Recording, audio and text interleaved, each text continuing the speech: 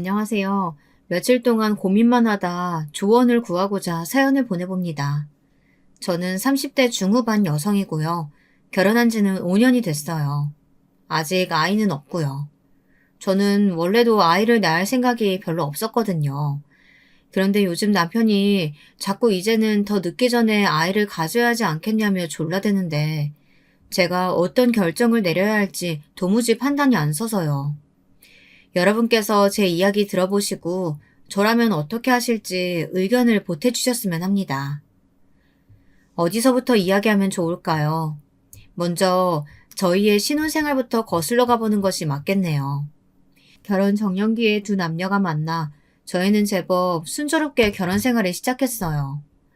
특히 경제적으로 남부럽지 않은 출발을 할 수 있었는데요. 그 이유는 양가 부모님이 결혼할 때 금전적으로 지원을 많이 해주셨기 때문이에요. 요즘은 부모 재산이 중요한 시대라고들 하잖아요. 맞는 것 같아요. 결혼할 때부터 시댁에서 큰 도움을 주신 덕에 저희는 신혼 때부터 이미 새 아파트를 대출 없이 장만할 수 있었거든요. 저희 친정에서도 그에 걸맞는 혼수를 최고급으로 넣어주셨고요. 뿐만 아니라 저희 친정에서는 여자도 조금이라도 달마다 들어오는 수입이 있어야 한다며 꼬박꼬박 월세가 들어오는 오피스텔 두 채를 제 앞으로 해주셨어요. 두 집안의 경제력이 차이가 나면 결혼 준비할 때 잡음이 많을 수밖에 없다고 하더라고요. 그런데 저희는 시댁이 일찍이 자수성가를, 저희 친정도 꽤 큰 사업을 하셔서 각종 부동산 재산도 많으시고 꾸준히 들어오는 월 수입도 많고 노후 준비도 확실히 해두셨어요. 그렇게 저희 부부는 아주 순조롭게 그리고 남부럽지 않은 출발을 할 수가 있었죠. 저도 재력 있는 시댁이 나쁘지 않았지만 남편은 정말 누가 봐도 티가 나게 저희 친정집에 돈이 많다는 걸 좋아했어요. 왜 여자들끼리 만나면 은근히 남편 자랑하잖아요. 요즘은 남자들도 그렇게 와이프 자랑들을 한대요. 남편도 마찬가지였어요. 친구들끼리 만나면 부인 전공이 뭔지, 대학은 어디 나왔는지, 직업은 뭔지, 요즘은 그런 거 다 공유한다고 하더라고요. 와이프 연봉부터 시작해서 처가에서 이거 해줬다, 저거 받았다, 이런 이야기들을 은근히 자랑하고 또 부러워들 한다네요. 한 번은 저희 결혼 전에 청첩장도 줄 겸 남편 친구들 모임에 제가 따라간 적이 있었거든요. 말로만 듣던 와이프 자랑 대회가 진짜 열리더라고요. 남편은 저한테도 친정이 부자라는 걸 얼마나 좋아하는 티를 냈는데요. 친정 아버지가 오피스텔을 양도해 주셨을 때는 어찌나 저를 그윽한 눈빛으로 쳐다보던지. 아빠가 오피스텔 양도해 주신다는 거 이번 주면 서류 마무리 될 것 같아. 조만간 월세 내 통장으로 들어올 거야. 아버님께 감사하다고 말씀드렸지? 나도 내일 전화 한번 꼭 드릴게. 아버님이 외동딸 시집 보내려고 하시니까 든든히 이것저것 많이 해주시네. 정말 감사하고 당신한테도 너무 고마워. 우리 집에 아들 있었음 국물도 없었어. 딸만 있으니까 이런저런 지원 다 나한테 오는 거라고. 좋지? 나도 너무 좋아. 우리 매달 월세 들어오면 그걸로 뭐 할까? 적금 하나 더 넣을까? 아님 주식 괜찮은 거 알아볼까? 저도 막 유세를 부렸죠. 능력 있는 친정이 제 뒤에 딱 버티고 필요할 때마다 금전적으로 넉넉히 지원해 주시니까 얼마나 든든하던죠. 그러니까 여자에게 친정은 울타리고 백이란 말이 있나 봐요. 여자 팔자는 친정복이 8할 이상이라는 말도 있고요. 저도 아쉬울 것 없는 결혼이었기에 저는 결혼 전부터 남편과 공평하게 나누기로 한 게 있어요. 먼저 저와 남편은 모든 집안일들을 딱 반반으로 나눠서 하기로 했어요. 제가 직장을 다니진 않지만 월세로 들어오는 수입으로 따지면 맞벌이나 다름없으니까요. 요리, 청소, 빨래 등등 주기적으로 해야 하는 일들을 미리 담당을 정해 분담하기로 했죠. 명절이나 집안 행사 때에도 양가를 똑같이 하기로 했어요. 설날 때 시댁에 먼저 가면 추석에 친정에 먼저 가고, 어버이날 때 올해는 친정에 먼저 가면 내년에는 시댁에 먼저 가는 식으로요. 요즘 세상에 이게 당연하다고 생각했고 남편도 동의하고 잘 따라주었죠. 그런데 문제는 시어머니였어요. 시어머니는 무조건 남자는 하늘, 여자는 땅이어야 한다는 정말이지 옛날 마인드를 가지고 계셨거든요. 결혼한 지 얼마 안 돼요. 시부모님들께 식사 대접을 하겠다고 초대해서 저희 집에 들리신 적이 있었는데요. 그때 식사 준비를 남편이 했거든요. 그렇다고 제가 아무것도 안 한 것도 아니에요. 나름 옆에서 거들고 충분히 도왔는데 집에 오셨을 때 남편이 앞치마를 하고 부엌에서 나와 인사하는 걸 보시더니 엄청나게 정색을 하며 화를 내시는 거예요. 엄마 아빠 오셨어요? 길 많이 안 막히셨어요? 아니, 너 지금 뭐 하는 거냐? 네가 왜 앞치마를 메고 부엌에서 나와? 남편은 허둥지둥 앞치마를 벗으며 시어머니께 설명을 드렸는데 들을수록 더욱 역정을 내시더라고요. 글쎄, 뭐라고 하는지 아세요? 요즘 젊은 사람들은 들으면 참 경악할 만한 발언들을 하셨습니다. 엄마 아빠 드릴 음식 준비하고 있었지. 나 혼자 한 게 아니고 둘이 같이 했어. 거의 다 했어요. 아유, 서서 이러지지 마시고 얼른 손 씻고 오세요. 음식 다 식어요. 아니, 가만히 있어봐라. 이게 그냥 넘어갈 일이 아니야. 시부모님 모셔놓고 이게 무슨 경우 없는 짓이냐? 상차림을 왜 여자가 안 하고 남편을 시켜? 얘, 네가 한번 말해봐라.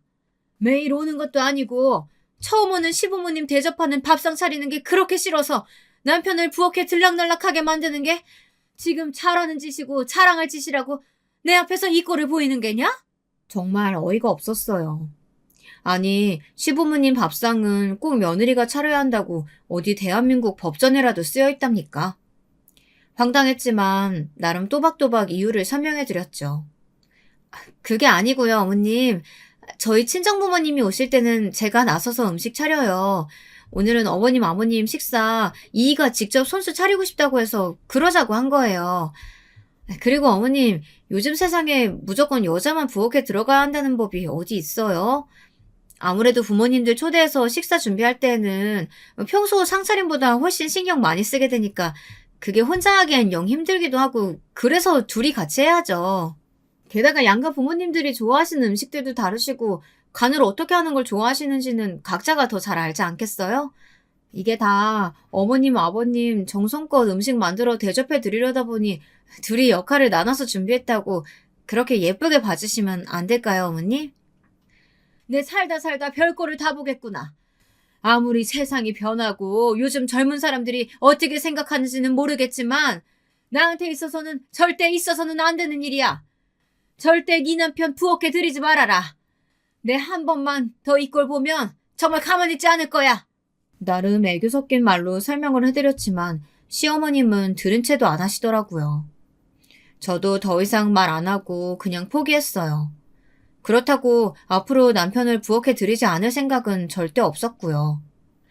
그냥 시어머니가 뭐라고 하던지 말던지 저희가 하던 대로 제가 하고 싶은 대로 하기로 살려고 진즉부터 마음먹고 있었거든요. 그러다 보니 시어머니와는 사사건건 부딪히는 일이 많았습니다. 제가 은근히 느끼고 있는 게 하나 있었는데요. 시어머니가 은근히 저나 저희 친정에게 자격지심을 가지고 있다는 것 같다는 생각이 들었거든요. 글쎄, 시어머니는 늘 저희 친정과 시댁을 비교하는 거예요. 저희 친정집이 서울의 좋은 동네의 고급 빌라인 걸 아시곤 기가 죽기 싫으셨는지 지금 너네 친정집 시세가 한 50억까지는 안 하지?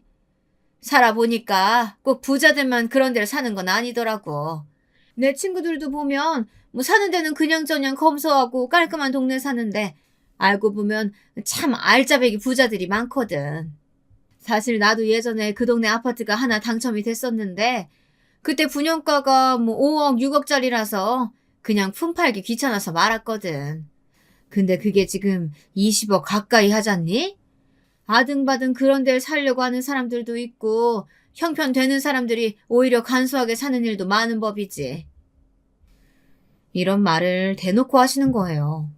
또 한 번은 저희 외가에 대해서 어디서 듣고 아셨는지 너희 외가가 유명한 악기회사를 가업을 하고 있다며? 내 듣고 보니까 참 반갑지 뭐야? 내가 15년 전쯤인가? 신문에서 그 회사 사정 어려운 것 같아서 후원금 내려다가 말았잖니. 나도 어렸을 때 그 악기 배운 적도 있어서 관심이 좀 있었거든. 후원 계좌 아무리 알아봐도 찾기 어려워서 그냥 어떻게 되겠거니 하고 말았었는데 어떻게 지금은 좀 자금 사정이 괜찮아졌다고 하시니? 이런 말씀도 하셨어요. 저희 외가요? 뭐 사업이란 게 다 그렇죠. 가끔 휘청거릴 때도 있지만 생판 모르는 남의 후원금까지 받을 정도로 어려운 적은 없었을 거예요. 지금도 대기업까지는 아니지만 우리나라에서 손꼽히는 탄탄한 기업이고 저희 사촌들이 잘 물려받아서 가업을 이어가고 있고요. 제가 봤을 땐 저희 시댁도 재산 수준이나 경제력이 남들보다 높은 수준인 건 맞아요. 근데 엄밀히 따져보자면 시어머님 말처럼 유서 깊은 남들이 다 알만한 회사를 대대로 운영하는 외가에 부촌에 살고 계시는 부모님의 그래도 저희 집이 더 잘 사는 편에 속하거든요. 근데 시어머니는 그걸 받아들이기 정말 힘들어하는 거예요. 아무리 저희 친정집을 깎아내리려고 해도 제가 눈 하나 깜짝하지 않자 이번에는 작전을 바꾸신 것 같았어요. 갑자기 저희 집에 온갖 잡스러운 물건들을 퍼나르기 시작하시는 거예요. 상상도 하기 싫은 끔찍한 물건들이었습니다. 그 물건들이 대체 뭐였는지 아세요? 저도 시어머니가 저희 집 초인종을 누를 때마다 그것도 싫었는데 문을 열어드렸을 때 시어머니 손에 들린 물건들을 볼 때마다 정말 진전머리가 쳐지더라고요. 어머니 오셨어요? 오실 땐 미리 연락 좀 하고 오시라니까요. 어머, 이번엔 또 그게 뭐예요? 응, 이건 이 형님이 애기 낳았을 적에 쓰던 천기적인데 너 나중에 애기 낳으면 쓸 일 있을까봐 가져왔어. 네? 천기적이요? 요즘 세상에 누가 그런 걸 써요, 어머니. 다 일회용 기저귀 쓰죠. 게다가 남이 오줌 싸고 똥 쌀 때 쓰던 걸 저더러 쓰라고요? 아니, 다 떠나서 어머님, 저 아직 임신도 안 했거든요? 당분간 계획도 없고요. 도로 가져가세요. 제가 기함을 하며 천기저귀를 못 본 걸 본 취급을 하자 시어머니가 방방 뛰시더라고요. 예, 그 일회용 기저귀란 게 얼마나 환경 호르몬 덩어리인데 건강에 안 좋아. 그걸 갓 태어난 애기 살갗에 갖다 대니? 난 내 핏줄들이 그런 환경에서 자라게 하고 싶지 않다.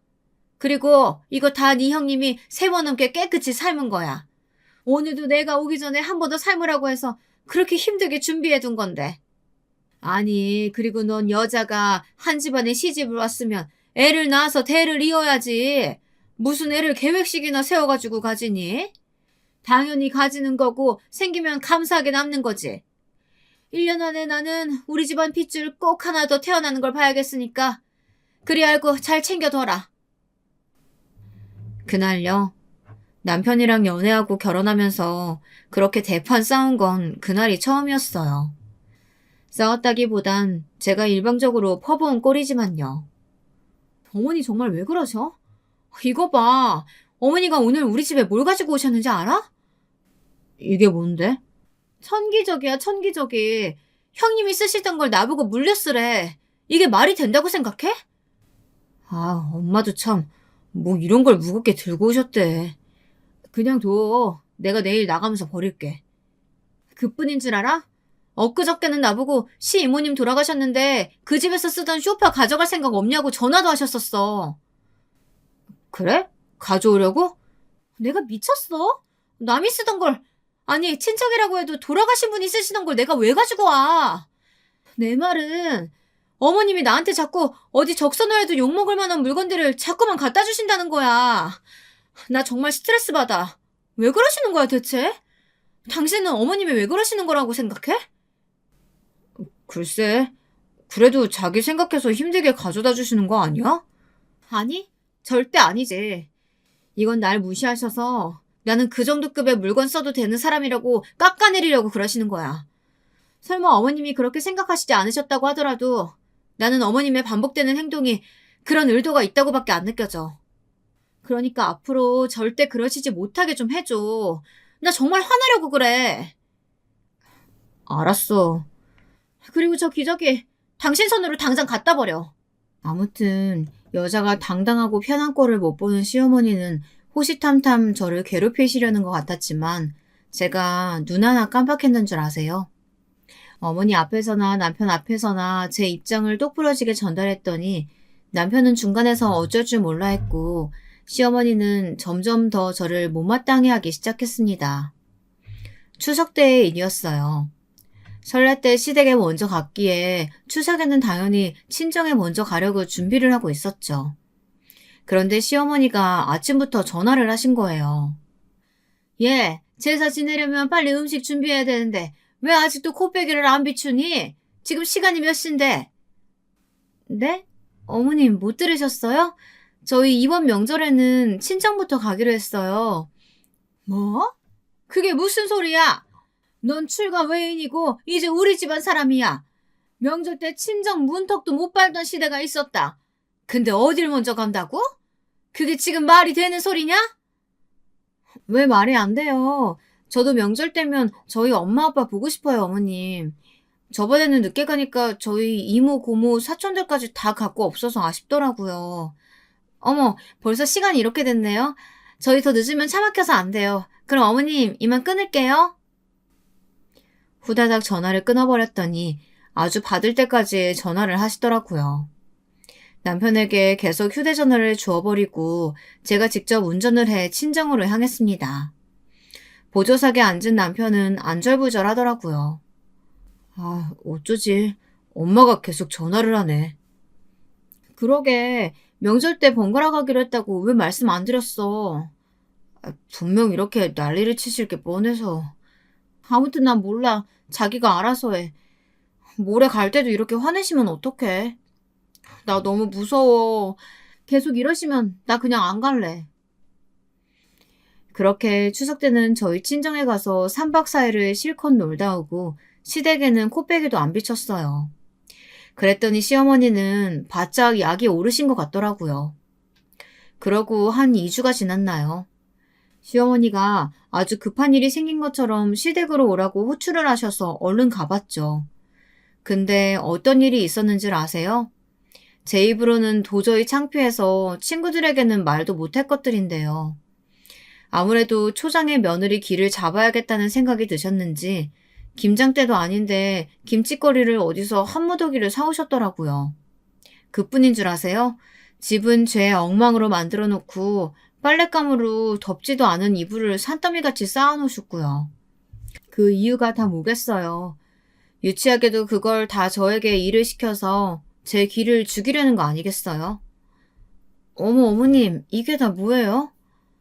내가 오늘 하루 날 잡아서 김치도 좀 담그고 집안 대청소하려고 준비를 하고 있는데 늙어서 그런 건지 준비를 하는 것만으로도 몸살이 걸렸지 뭐냐.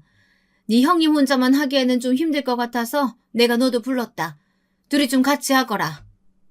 어머, 형님도 부르셨어요? 근데 이걸 다요? 저는 힘들어서 못할 것 같은데. 아니 그럼 누가 해? 아픈 애가 끙끙거리면서 이걸 다 해야겠냐? 그럼 몸 좀 회복하시고 다음 주에나 하시면 안 될까요? 하라면 할 것이지. 젊은 애가 뭔 토를 다는 게 그렇게 많니? 아무튼 나는 병원에를 좀 다녀야겠으니까 시킨 일들 다 마무리해 놓거라. 아, 김치는 조금씩 골고루 담아봐라. 너희 아버지가 요새 막 담근 깍두기를 좋아하셔. 저 물을 깍두기 담는 데만 쓰지 말고 동치미도 좀 담궈 놓고. 그럼 나 간다. 그렇게 꽁무니를 빼버리시는 거예요. 이윽고 형님이 도착했는데 형님은 그동안 시집살이를 얼마나 당하셨는지 놀라지도 않더라고요. 아휴, 이게 다 뭐야. 며느리 휘어잡기 또 시작하셨어. 고무장갑 어딨어? 얼른 해치우자. 어머님 고집 있으셔서 그냥 해달라고 해주는 게 몸도 마음도 편해지는 길이야. 형님, 저는 정말 힘들어서 못해요. 그러지 마시고 제가 좋은 방법이 하나 있어요. 여러분이라면 이 상황에서 어떻게 할 것 같으세요? 저는요, 당장 집에 전화를 걸었어요. 아주머니 안녕하세요. 저예요. 저 혹시 주위에 오늘 하루만 집안일 해주실 분 소개해 주실 수 있을까요? 일당은 두둑하게 쳐드릴게요. 한두 분? 아니, 세 분이 오셔도 좋을 것 같아요. 오래전부터 저희 집안 일을 봐주시던 도우미 이모에게 전화를 걸어 몇 분만 당일치기로 일할 분을 소개해달라고 했죠. 그랬더니 30분도 안 돼요. 솜씨 좋은 분들을 3분이나 보내주셨더라고요. 그 덕에 저랑 형님은 커피나 마시면서 수다를 실컷 떨고 있었어요. 그 사이 그 산더미 같은 일들도 금방 끝나더라고요. 시어머니는 저녁이 되어야 집에 돌아오셨고 들어서자마자 깜짝 놀라더라고요. 집안은 반짝반짝 광이 날 정도로 깨끗해져 있었고 각종 맛깔나게 담궈진 김치에 이불까지 깨끗하게 빨아서 다 넣어두었고요. 근데 저희는 아주 힘든 기색 하나 없이 말끔하니 이게 무슨 일인가 싶으신 것 같더라고요. 아니, 이게 다 어떻게 된 일이야? 어머님 병원에서는 뭘 하세요? 괜찮으시대요? 몰라. 며칠 더 지켜보고 병원에 또 오래. 아니, 그나저나 이걸 진짜 너네 둘이 다 한 거냐? 혹시 사람 쓴 거 아니야? 어머, 눈썰미도 좋으셔요. 맞아요, 어머님. 제가 아주머니들 좀 불러서 도와달라고 했어요. 그렇다고 집을 비운 건 아니고요. 옆에서 하시는 거 다 지켜보고 그랬으니까 걱정 마세요. 뭐? 내가 언제 사람 부르랬냐? 너네 보고 직접 하랬지? 어머님, 제가 말씀드렸잖아요. 저 이런 일 할 줄도 모르고요. 힘들어서 못한다고요. 어쨌든 다 깔끔하게 마무리됐으니까 된 거 아니에요? 사실 제가 어머니의 이런 성향을 몰랐던 건 아니에요. 결혼 전에 놀러 오라고 하셔서 몇 번 놀러 간 적이 있었거든요. 가끔 형네 부부도 함께 초대해서 식사한 적이 몇 번 있었는데 시어머니가 묘하게 아니 대놓고 형님을 며느리로서 대접하는 것이 아닌 무시하고 하대하는 듯한 발언을 많이 하시더라고요. 그때 직감했죠. 아, 어머님한테 잘못 걸리면 시집살이를 단단히 하겠구나 하고요. 예, 이게 상 다 차린 거니? 찌개는 없어? 네? 국 있어서 찌개는 따로 안 끓였는데. 너는 없는 집에서 자라서 그런 건지 애가 왜 이렇게 손이 작아? 한 집안에 큰며느리시게나 되는 애가 엄연히 찌개랑 국은 다르지? 우리 밥상에도 찌개랑 국은 따로 끓여서 냈는데 오늘따라 왜 이러니 얘가? 여러분, 100번 양보해서 이해를 해보자고 해도 유복하신 저희 부모님도 그래요. 가끔 찌개도 끓이고 국도 내고 그럴 때도 있죠. 근데 매 끼니마다 누가 찌개랑 국을 같이 끓여서 먹는데요. 거기다가요, 기껏 찌개 하나에 남의 집이 가난하니 우리 집이 부자니 들먹이는 건 정말 너무하잖아요. 근데 그뿐만이 아니었어요. 어머님은 형님을 머리끝부터 발끝까지 구박하고 또 무시하는 그 이유는 오로지 단 하나, 형님의 집안이 시댁보다 가난하다는 것이었어요. 시어머니는 은근히 저에게 형님 뒷담화를 많이 하시는 거 있죠. 글쎄 너희 형님은 내가 처음에 결혼을 반대 좀 했어. 집안이 워낙 차이가 많이 나서 말이야. 그래도 큰며느리는 좀 가풍 있는 집안에서 자란 그런 우아한 며느리였고 싶었는데 그 계획이 네 형님 때문에 다 물거품 돼버렸지 뭐니. 아휴 내 팔자야. 그래서일까요? 형님은 그래도 자신보다는 당당하게 시어머니에게 할 말 다 하는 저를 부러워하기도 했고 저에게 늘 지고 많은 시어머니를 고소해하기도 했죠. 나는 어머님이 말을 저렇게 하셔도 결혼할 때 집도 해주시고 애들 학원비며 이것저것 금전적으로 도와주시는 게 많으니까 찍소리도 못하지 뭐. 그리고 아버님 회사도 언젠가 애들 아빠가 물려받아야 될 텐데 아버님 성격에 수틀리면 국물도 없는 거 알지? 그러니 어쩌겠어. 내가 설설 기는 수밖에. 그런데 동서는 가끔 보면 참 당당하게 할 말 다 해서 가끔 내 속이 다 시원하다니까. 어머님 당황해하시는 모습 보면 대리만족이랄까. 뭐 그런 게 느껴지기도 하고. 근데 어머님도 참 심보가 고약하신 게 가난한 집에서 시집 왔다는 죄로 나를 그렇게 무시하셔서 부잣집 딸은 함부로 못 대할 줄 알았더니 그것도 아니네. 그렇게 형님이 보기에도 저와 시어머니의 갈등은 나날이 깊어지고 있었죠. 그러던 어느 날이었어요. 남편이 그렇게 타고 싶다고 노래를 부르던 차가 있었거든요. 마침 남편 생일이 다가오니 그 틈을 타 남편이 엄청나게 저를 조르는 거예요. 지금 타는 차는 어머님 드리고 우리는 새 차를 사서 타자고 말이에요. 아, 여보, 그 차가 이번에 새로 출시하면서 인기가 엄청 많아졌다니까? 지금 예약 안 하면 차 나올 때까지 적어도 1년은 기다려야 된대. 다음 주에 내 생일이잖아. 생일 선물로 그 차 사면 안 돼? 마침 엄마가 차 사는데 돈 좀 보태줄 수 있다고 했어. 어머님이 차 사는데 돈을 보태주신대? 이번에 갯돈 타는 것도 있고 아빠랑 형 몰래 나 준다고 했어. 대신 내가 타던 차 엄마 달래. 엄마가 탄다고. 좋아. 나도 그 차 타보고 싶긴 했어. 대신 한 가지 조건이 있어. 그동안 자기가 어머님 앞에서 무조건 내 편 들어주고 내가 하자는 대로 다 잘해줘서 큰맘 먹고 허락하는 거라는 것만 알아도. 앞으로 더 잘해라. 정말? 와, 너무 고마워, 여보. 난 정말 장가 잘 간 놈이야. 보셨죠? 저희는 이렇게나 사이가 좋은 부부였습니다. 둘 사이는 정말 아무런 문제가 없었다니까요. 그런데 문제는 시어머니가 정말 문제였습니다. 차를 사기로 결정하고 나자 시어머니께서는 득달같이 전화를 걸어 생색을 내시더라고요. 얘, 내가 차 사는데 돈 보태준다는 소리 들었니? 네, 어머니, 안녕하세요. 그럼요, 들었어요. 정말 좋아하던걸요? 넌 정말 웃기는 애다. 근데 왜 고맙다는 전화 한 통을 안 해? 아, 그이가 이미 말씀드린 줄 알고. 감사해요, 어머니. 넌 꼭 그러더라. 애가 뭘 고마운 줄을 몰라. 하긴, 그래서 그런지 너네 친정에서도 요즘엔 통 뭘 안 주시는 눈치더라. 나처럼 반찬을 해다 주시길 하셔. 그때 오피스텔 증여해줬다고 그리 생색을 내시더니 그 이후로 콩고물 떨어주는 것도 없던 것 같던데. 그러면서 그렇게 부자티를 내더라. 어머님, 무슨 말씀을 그렇게 하세요. 암튼 제가 지금 운전 중이어서요. 이따가 다시 전화 드릴게요. 하필이면 제가 그때 누구랑 있었는 줄 아세요? 저는 정말로 운전 중이었고 그때 하필 저희 친정엄마가 옆에 타고 계셨거든요. 운전 중이라 무심코 전화를 받았는데 그런 말들을 쏟아내시는 바람에 얼마나 난감했던지 황급하게 전화를 끊어버렸던 거예요. 어머, 너희 친정어머니 왜 이러셔? 평소에도 이렇게 말하시니? 신경 쓰지 마, 엄마. 가끔 좀 이상하셔.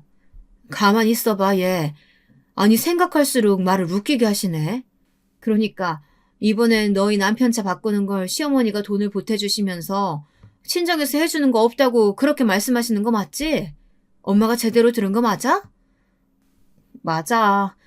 가끔 저렇게 비교하면서 생색낼 때가 있으셔. 웃기는 양반이시네.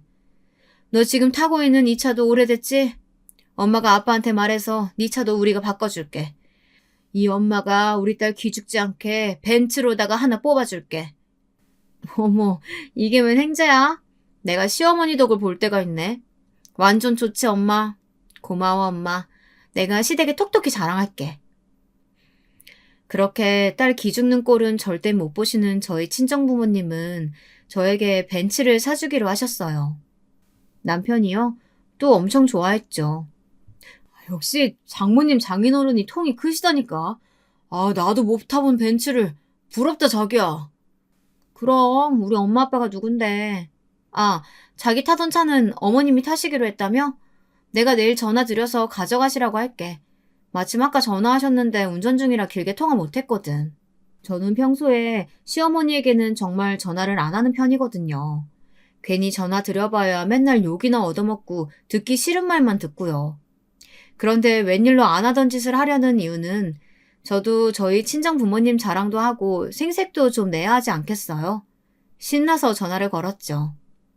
어머님, 저예요. 바쁘세요? 어제 통화를 길게 못해서 다시 전화드렸어요. 네가 웬일이냐? 그렇게 버릇없이 끊어놓고선 생전 전화 한번 다시 하는 일이 없더니.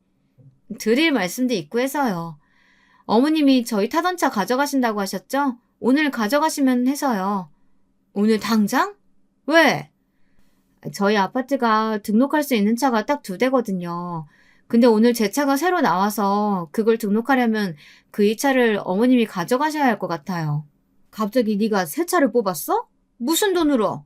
너 네 남편 닥달해서 너도 새 차 사달라고 한 거야? 아유, 아니요. 그럴 리가요. 저희 친정에서 사주셨어요. 저 기죽지 말라고 벤츠로다가요. 저희 친정에서는 차값 보태주신 게 아니라 아예 사주신 거예요, 어머님. 하도 저희 친정에게 아무것도 안 해주시는 것처럼 말씀하시는데 이렇게 저한테 자주자주 좋은 것 해주시는 분들이에요. 그렇게 말씀하시니까 좀 서운하더라고요. 니네 친정에서 간만에 뭘 좀 해준 거 가지고 생색은. 아니 그건 그렇고 그렇다고 이 삼복더위에 시어머니를 차 가지러 오라가라 해? 새로 나온 제 차도 오늘 저희 집 앞에서 받기로 했어요. 제가 집 비우면 안 되잖아요. 그럼 어머니 오늘 못 오시면 그냥 제가 주말에 그이한테 가져다 드리라고 할게요. 어머머, 내 정신 좀 봐. 찌개 올려둔 거 타는 소리 나네요. 어머님, 저 그럼 끊을게요. 그렇게 제 할 말만 하고 전화를 뚝 끊어버렸어요. 어찌나 고소하고 기분이 좋던지 다음번에 형님을 만나면 이 에피소드도 꼭 들려드림 좋아하시겠다 생각하고 있었죠. 그렇게 몇 시간이 흘렀을까요? 드디어 제 차가 도착했다는 전화가 왔더라고요. 얼른 대충 걸쳐 입고 차를 받으러 나갔죠. 그런데 아파트 공동 현관에 나가려는 순간 벼랑간 시어머니가 나타나신 거예요. 예, 너 마침 잘 만났다. 내가 도저히 참을 수가 없어서 너네 집으로 직접 가는 길이었어. 근데 너 어디 가니? 아, 어머니, 제 차가 지금 막 도착했다고 해서 받으러 가는 길이었어요. 아, 그래? 마침 잘 됐다. 네 주제에 무슨 벤츠야? 여자가 남자보다 좋은 차 탄다는 게 말이 되니? 아범이 준다는 헌차 앞으로 네가 타라. 벤츠는 내가 가져가서 타야겠다. 내 차랑 바꿔. 시어머니는 마침 도착한 차 앞으로 달려가서 강제로 차 문을 확 여는 게 아니겠어요. 그런데 그 순간 시어머니는 기야말 광경에 그 자리에서 개거품을 물고 쓰러지고 말았습니다. 에구민아, 아유 깜짝이야. 사돈 양반이 어떻게 여기에. 그 차에는 저희 친정 아버지가 타고 계셨던 겁니다. 아버지 딴에는 차가 제대로 잘 나왔는지 한번 같이 살펴보기도 하고 싶었고 엄마한테 시어머니 전화통화를 들었던 이야기를 듣기도 해서 제가 어떻게 지내고 있나 겸사겸사 와보셨던 거라고 해요. 근데 그런 꼴을 보게 되었다니. 게다가 아버지는 시어머니가 저에게 하는 말을 다 듣고 화가 단단히 나셨더라고요. 안녕하세요, 사부인. 뜻밖의 계기로 이렇게 오랜만에 뵙습니다. 그간 잘 지내셨죠? 아이고, 제가 집에서 막 달려나와서 차림이 말이 아닌데. 예, 잘 지냈습니다. 사돈께서도 별일 없으셨죠? 별일이 없었는데 앞으로 별일이 생길 수도 있다는 생각이 듭니다. 자, 여기서 이러지 마시고 올라가셔서 차라도 한잔 하시죠. 아빠는 의미심장한 말을 남기며 집으로 향했습니다. 제가 간단한 과일과 차를 내오자 아버지는 입을 여섰습니다. 시어머니요, 완전히 가시벙석에 앉은 모양이셨죠. 제가 아까 본의 아니게 사부인께서 하시는 말씀 다 들었습니다만 제가 사부인을 자주 뵌 것은 아니지만 그래도 교양도 있으시고 기품도 있으신 것 같아 참 좋게 봤었어요. 오늘 제가 갑작스럽게 보게 된 모습은 정말 당황스럽네요. 참 속이 상하더군요. 원래 이렇게 저희 딸한테 막무가내로 대하셨습니까? 아버지가 점잖게 조목조목 따지기 시작하니 시어머니 얼굴빛이 빠르게 변하더라고요. 아니, 뭘 어떻게 들으셨는지는 모르겠지만 오해입니다. 따님을 어찌나 똑부러지게 키우셨는지 얘가 제 말에 눈 하나 깜짝하는 애도 아니에요. 아까는 전화로 버릇없이 자기 할 말만 하고 끊길래 흥분해서 달려오는 바람에. 아무리 흥분을 하셨어도 경우는 지키셔야죠. 원래 윗사람이라는 게 아랫사람이 경거망동한다고 해서 똑같이 행동하면 격이 떨어지는 법입니다. 사회적 지위도 있으시고 아들, 며느리, 손자까지 주위에 보는 눈도 많은데 사랑스러운 막내 며느리를 그렇게 대하셔야 되겠습니까? 시어머니는 도저히 안 되겠다 싶었는지 적반하장으로 나오기 시작했습니다. 사랑스러운 막내 며느리요? 얘가 얼마나 부잣집 친정 믿고 남편을 우습게 보고 시댁을 만만히 여기는 줄 아세요? 참 웃기지도 않아요. 맨날 친정에서 이거 해줬다 저거 해줬다 자랑만 하는데 원래 친정에서 그 정도는 시댁에서 우리 딸 좀 잘 봐주십사 하는 마음으로 그렇게 다 해주는 거 아닌가요? 딸 가진 죄인이라는 말도 있잖아요. 시어머니의 경악스러운 태도와 말에 아버지는 정말로 화가 단단히 난 것 같았습니다. 평소 무슨 일이 있어도 평정심을 잃지 않으셨고 엄마나 저한테도 큰 소리 한 번 낸 적 없으셨는데 아버지는 다소 격앙된 목소리로 말을 이어나가기 시작하셨어요. 지금 딸 가진 죄인이라고 하셨습니까? 이거 참 유감입니다. 저는 저희 딸을 죄인으로서 취급하는 것이 아니라 귀인으로 대하는 것과 사돈을 맺고 싶었는데 말이죠. 그간 제가 딸을 독립시키고도 지원을 아끼지 않았던 것은 저희 딸이 복덩이여서지 무슨 딸로 태어난 죗값을 치르기 위해서가 아니었단 말입니다. 그렇게 말씀하시니 저도 사람인지라 참 서운한 마음이 듭니다.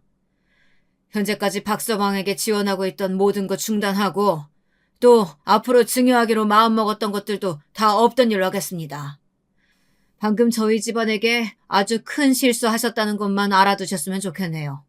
이제 나눌 대화 다 나눈 것 같으니까 댁으로 가시죠. 저는 제 딸에게 사부인이 또 무슨 막말을 할지 모르니 사부인이 먼저 가시는 것을 제 눈으로 봐야 안심하고 돌아갈 것 같습니다. 어서 가시죠.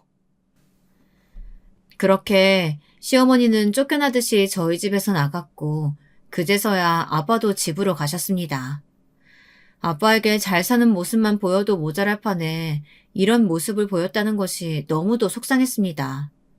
눈물이 다 나더군요. 그렇게 화도 냈다가 울기도 했다가 하면서 마음을 추스리고 있는데 남편이 놀란 얼굴로 헐레벌떡 집으로 뛰어들어오는 게 아니겠어요? 퇴근할 시간도 아닌데 말이에요. 여보 괜찮아? 이게 무슨 일이야? 울었어? 당신이 이 시간에 웬일이야? 조퇴한 거야? 장인어른 연락받고 당신 걱정돼서 일이 손에 잡혀야지. 급한 일 있다고 대충 얘기하고 조퇴하고 왔어. 무슨 일이야? 엄마가 대체 또 무슨 일을 하신 거야? 남편 말을 들으니 더 서러운 거예요. 엉엉 울면서 어머님이 내 벤츠를 빼앗아 가려고 하시다가 궁지에 몰리자 하신 막말들을 막 읊어줬어요. 남편의 얼굴이 하얗게 질리더라고요. 정말 미안해. 내가 뭐라고 할 말이 없다. 장인어른께도 너무 죄송하고. 나는 정말이지. 내가 뭘 잘못했는지 모르겠어. 솔직히 나 같은 며느리가 어딨어? 나 시집 오기 전에 소개팅이며 선짜리며 정말 많이 들어왔었어. 집안이 좋은 것도 정말 많았고 남자들 직업도 하나같이 변호사, 의사, 회계사 이런 사자 달린 직업들 뿐이었다고. 근데 난 당신을 선택했어. 오로지 당신을 사랑했다는 이유만으로 당신을 선택했고 우리 부모님도 그런 당신과 나를 적극적으로 지지해 주셨어. 근데 이게 다 뭐야? 내가 뭘 잘못했어? 내가 왜 어머님께 이런 수모를 겪어야 돼? 당신 잘못 없어. 다 내 잘못이야. 내가 내일 모든 거 다 수습해볼게. 사실 시댁에 시시콜콜 말하진 않았지만 친정에서는 앞으로도 지원해주겠다고 하셨던 게 정말 많았어요. 조만간 절차가 마무리되는 대로 현금 10억 원을 상속해 주시기로 했었죠. 그 다음 순서로 소형 상가도 하나 증여해 주시기로 했었는데 아버지는 그걸 다 취소해 버리셨어요. 시어머니가 저를 막대하는 것을 목격하신 그날 아빠는 남편에게 전화를 걸어 이렇게 이야기하셨다고 해요. 그랬더니 남편이 그렇게 조퇴까지 하고 헐레벌떡 뛰어온 것이었어요. 내가 자네에게 한 번에 상속해주지 않았던 이유는 우리나라 상속법이 워낙 까다롭고 세금이 어마어마하기도 한 이유도 컸었지만 어쨌든 젊은 사람들에게 한꺼번에 모든 걸 다 쉽게 주기보단 차근차근 자리 잡아나가는 걸 보고 싶기도 해서였네. 근데 그 모든 걸 자네 어머니께서 물거품으로 만들어버리셨어. 내가 그동안 자네 만나서 한 얘기들이나 내 딸에게 전해들은 이야기 통해서 앞으로 현금으로 때마다 10억씩 그리고 준비되는 대로 소형 상가들도 차례로 증여해주기로 했던 거 짐작하고 있었겠지? 그것들을 다 없던 일로 하겠네. 자네 어머님 말도 일리가 있어. 이게 다 내가 덕이 부족해서 벌어진 일이라는 생각이 들어. 내 안 그래도 평생 벌어온 것에 비하면 사회에 환원하거나 봉사한 일이 적었다고 생각했는데 그 때문에 내가 좋은 사돈을 만나지 못한 건지 내 이참에 자네에게 주려고 했던 재산들 모두 재단에 기부할 생각이네. 좋은 일에 쓰는 거니 너무 섭섭해하지 말게. 여러분은 결혼을 하셨는데 상대방 집안에서 10년 주기로 몇 억씩 혹은 소형 상가명 오페스탈이며 차근차근 증여를 해준다고 하면 어떤 기분이 드시겠어요? 그게 눈앞에 있었는데 한순간의 꿈처럼 사라져버린다면요. 저희 남편이 딱 그 꼴이었어요. 남편은 너무도 아쉽고 속이 쓰린 나머지 밤에 잠도 잘 못 자더라고요. 그러더니 급기야 시어머니에게 달려가서 마구 따지기라도 한 모양이더라고요. 엄마, 대체 왜 그래? 엄마가 한 엄청난 일 때문에 아버님이 얼마나 단단히 화나셨는지 알아? 이런 배알도 없는 놈? 아무리 마누라가 좋고 예쁘다고 해도 엄마한테 이러는 건 아니지? 엄마도 그날 얼마나 험한 꼴 당하고 왔는지 알아? 글쎄, 쓸데없는 얘기 다 필요 없고 엄마 아들이 지금 엄마 때문에 얼마나 큰 손해를 받는지 알기나 하냐고. 아버님이 당장 10억 원 증여해 주신다고 했는데 다 취소해버리셨어. 그뿐인 줄 알아? 소형 상가도 하나 해주시기로 했었다고. 아버님 재산이 얼마나 많은데 그 집 아들도 없어서 가만히 있으면 10년에 한 번꼴로 그 큰 재산이 탁탁 들어오게 되어 있는 건데 황금알을 낳는 거위의 배를 갈라도 유분수지. 엄마가 지금 얼마나 엄청난 일을 했는지 아냐고. 생각보다 어마무시한 저희 친정의 재력과 그게 다 자기 아들 앞으로 돌아올 수순만 남았던 상황이라는 말을 듣고 시어머니는 따지고 들기 시작했습니다. 네가 통 말을 안 하는데 그걸 내가 어떻게 다 아냐. 그리고 뭐 그렇다고 해서 내가 이 나이에 며느리가 나 그렇게 무시하는데 참고 살아야 된다는 거냐? 니네 시아버지도 참 그릇이 작다. 남자가 돼가지고 한 입으로 두 말 하는 것도 아니고 준다고 했다가 뺏는다고 했다가 병복하는 게 누굴 약 올리는 거냐? 그럼 그 큰 돈 자식 물려주지. 자식 안 물려주고 다 어디다 쓴다는 거야? 기부한대, 기부. 엄마 같은 사돈 만난 것도 다 자기가 덕이 부족해서 그런 것 같다고 이참에 아시는 재단에 다 기부해버릴 거라고 하시더라. 벌써 1억은 미리 납부하셨어. 이거 봐. 기부 증서 보여? 내가 이거 엄마 보여주려고 이렇게 가지고 왔어. 시어머니요. 정말 욕심도 많으시지. 세상에 그 기부 증서를 보자마자 대성통곡을 하시더래요. 세상에, 진짜로 이 아까운 돈을 다 기부했단 말이야? 아이고 내 돈, 아이고 내 돈. 참나, 정말 웃기지도 않죠. 설사 그 돈이 별탈 없이 온전히 아들 앞으로 증여가 됐다고 해도 그게 왜 자기 돈이라고 땅을 치며 후회하는 건지요. 돈 많은 며느리의 돈은 돈대로 쏙 빨아먹고 싶고 종처럼 하대하고 부려먹고 싶은 심보는 정말 못된 거 아닌가요? 남편도 그런 시어머니의 태도에 기가 막힌 것 같았습니다. 난 몰라. 엄마가 저지른 짓이니까 엄마가 수습해. 나는 장인어른이 주신다는 돈 꼭 물려받고 싶어. 그러니까 엄마가 장인어른한테 가서 사과를 하던 빌던 모든 걸 없었던 일로 하게 해줘. 남편은 그 후로 정말로 어머님이 전화를 해도 받지 않고 시댁의 발길을 뚝 끊어버렸습니다. 그러자 시어머니가 결국엔 저를 찾아오시기 시작했습니다. 저는 정말 시어머니를 다신 보고 싶지 않았어요. 한참을 초인종을 누르시고 문을 두드려도 열어드리지 않았죠. 그렇게 한 달쯤 됐을까. 그날도 어김없이 집 앞에 찾아오셨는데 그날은 고민이 되더라고요. 문을 열어드릴까 말까 고민하다가 뭐라고 하실지 드러나 보자는 생각에 문을 열어드렸어요. 어머님은 오늘도 맥없이 돌아가야 하나 싶었는데 뜻밖의 수학에 반색을 하면서 들어오셨죠. 이전과는 확연히 달라진 태도였어요. 문 열어줘서 고맙구나. 내가 이렇게 여러 날 너네 집 문을 두드린 건 사과하려고 온 거야. 정말로 미안하다. 사돈어른께서 그렇게 깊은 뜻이 있는 줄도 모르고 내가 정말 경솔했다. 일단 들어오세요, 어머니. 앉아서 대화 나눠요. 그래, 고맙다. 고마워. 오랜만에 본 시어머니는 그간 마음고생을 좀 하셔서 그런지 꽤 수척해진 모습이었어요. 알고 보니까 시아버지도 이 사실을 모두 알고 어머님에게 아들 며느리 이혼하면 당신도 이혼당할 줄 알라고 아주 난리를 치신 모양이더라고요.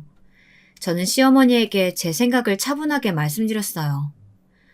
어머니, 저는 어머님이 바라시는 남편과 시댁을 하늘로 생각하고 섬기는 그런 며느리는 못 될 것 같아요. 보셔서 아시겠지만 저희 집 분위기부터가 아버지가 절대 엄마나 저를 함부로 대하지 않으셨어요. 저는요, 어렸을 때부터 힘든 집안일은 엄마를 시키기보단 아버지가 직접 나서서 하시는 걸 더 많이 보고 자랐고요.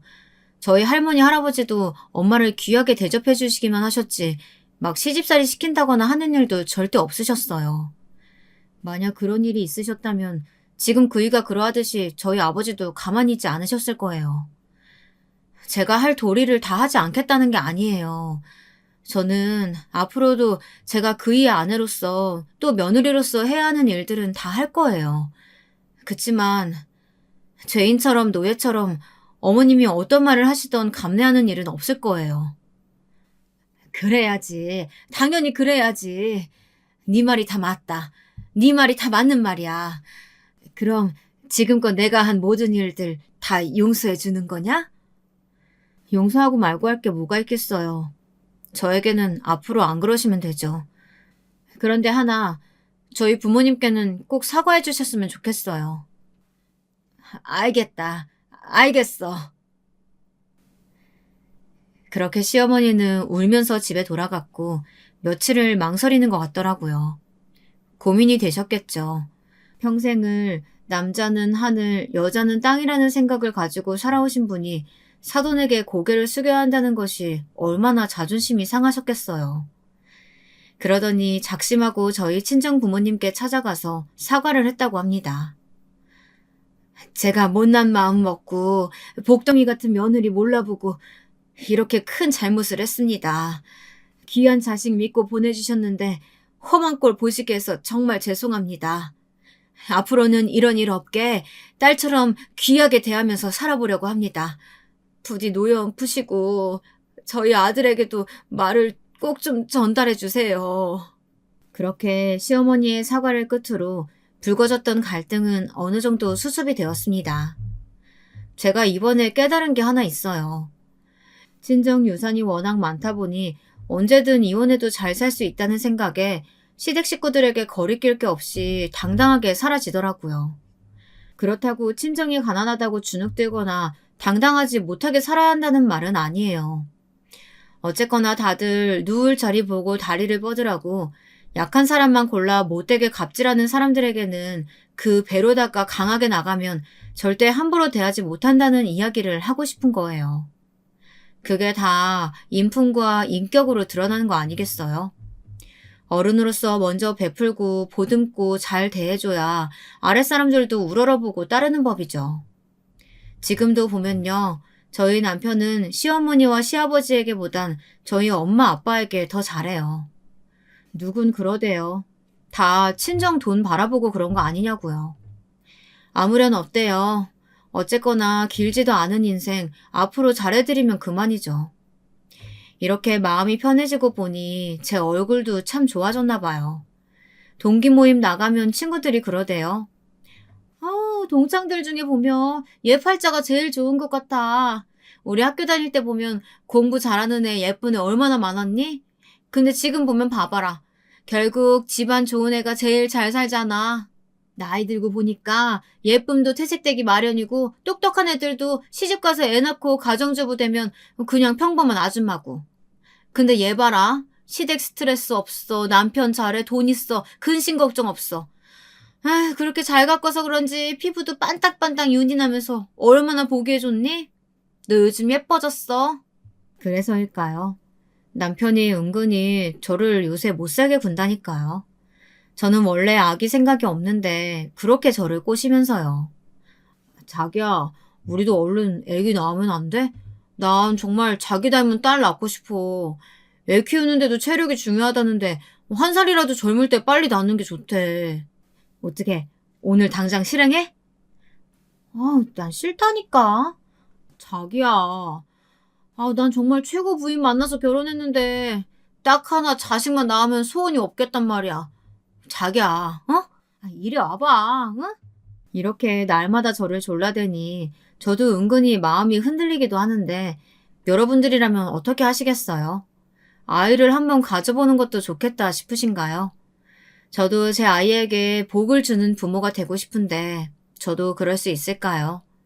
여러분의 판단을 한번 기다려 보겠습니다. 제 긴 이야기는 여기까지입니다.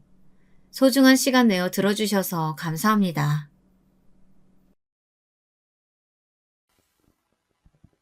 안녕하세요. 저는 지방에 살고 있는 60대 여자입니다. 남편과 귀농하여 산 지도 어언 8년이 다 되어 가네요. 시골에 있으니 해가 빨리 떨어져 저녁이면 밥 먹고 유튜브 사연을 보면서 울고 웃고 하는 게 소소한 재미가 있더라고요. 그러던 중 얼마 전 저에게도 특별한 일이 일어나서 많은 분들께 들려드리고 싶어 사연을 보내게 되었습니다. 거의 40여 년 전으로 거슬러 올라가야 하니 조금 긴 이야기가 될 수도 있겠네요. 그럼 시작하겠습니다. 평범한 외모에 수더분한 성격을 가진 남편과는 선을 봐서 결혼하게 됐습니다. 아는 지인분이 부자는 아니지만 정말 착하고 성실한 남자가 있다며 한번 만나보라고 해서 만났던 게 바로 지금의 남편이었습니다. 남편은 20대 초반에 부모님이 모두 돌아가셔서 나이 차이 많은 어린 여동생을 아빠처럼 키워가며 열심히 살아온 사람이더라고요. 20대 시절부터 힘든 일도 마다하지 않고 성실하게 살아온 그 모습이 마음에 들었습니다. 저 역시 부모님을 일찍 여의어 친척 손에 컸는데 이런 남자라면 인생의 동반자로서 남은 인생을 서로 의지하며 함께 걸어봐도 되겠다는 생각이 들어서 결혼하게 되었습니다. 남편과 결혼하면서 저에게는 소중한 식구가 하나 더 생겼어요. 우리 신우이. 남편보다 11살이나 어린 귀여운 늦둥이였죠. 제가 남편과 결혼할 당시에만 해도 아가씨는 아직 풋풋한 중학생이었어요. 이 어린 것을 따로 떼어놓을 순 없어서 결혼 후에도 셋이서 함께 살았습니다. 아가씨랑 같이 살면서 불편하지 않았냐고요? 전혀요. 아가씨는 부모님을 일찍 여의어서 그런지 몰라도 나이에 비해서 어른스럽고 싹싹했습니다.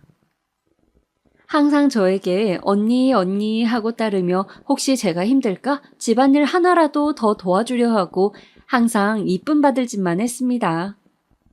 형제 자매가 없었던 저는 아가씨가 마치 친동생인 것처럼 느껴졌습니다. 아가씨가 먹고 싶어 하는 것은 하나라도 더 해주고 싶고 예쁜 옷도 입혀주고 싶고 그랬어요. 우리 형편에 많은 것을 해줄 순 없었지만 그래도 최대한 아가씨를 남부럽지 않게 키워서 좋은 집에 시집 보내고 싶었습니다. 남편과의 결혼 생활은 아가씨 덕분에 더 행복했던 것 같아요. 남편이 일 때문에 바빠서 아가씨랑 보내는 시간이 더 많았습니다.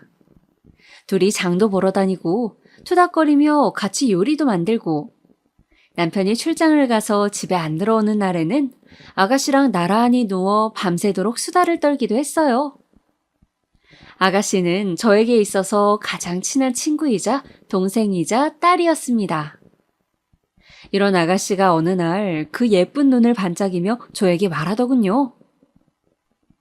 언니, 우리 오빠랑 결혼해줘서 너무 고마워요. 언니가 내 새언니라서 정말 행복해요. 저는 아가씨의 손을 꼭 잡고 나도 그렇다고 말해주었어요. 아가씨는 촉촉해진 눈으로 미소를 지었습니다. 그렇게 또 우리의 밤샘 수다는 계속되었죠. 그렇게 남편과 아가씨와의 생활은 하루하루 즐겁게 흘러갔습니다. 몇 년이 흘러 아가씨가 고등학교를 졸업하고 바로 공장에 취직해서 첫 월급으로 우리 부부의 내복을 사왔을 때에는 정말이지 눈물 한 바가지를 흘렸습니다. 너무 감동이었어요. 이 어린 아가씨가 벌써 자라서 이렇게 훌륭한 사회인이 되었구나 하는 생각에 정말 감정이 벅차올랐습니다. 아가씨는 그동안 본인을 친동생처럼 친딸처럼 보살펴 주어서 너무 감사하다며 저에게 큰 절을 올렸습니다. 저는 아가씨를 꼭 안아주었고 남편은 흐뭇한 표정으로 제 등을 토닥여 주었어요. 며칠 뒤 아가씨는 이제 이번 달부터는 공장 기숙사에서 살기로 했다며 이제 스스로 독립해보겠다고 밝은 얼굴로 이야기했습니다.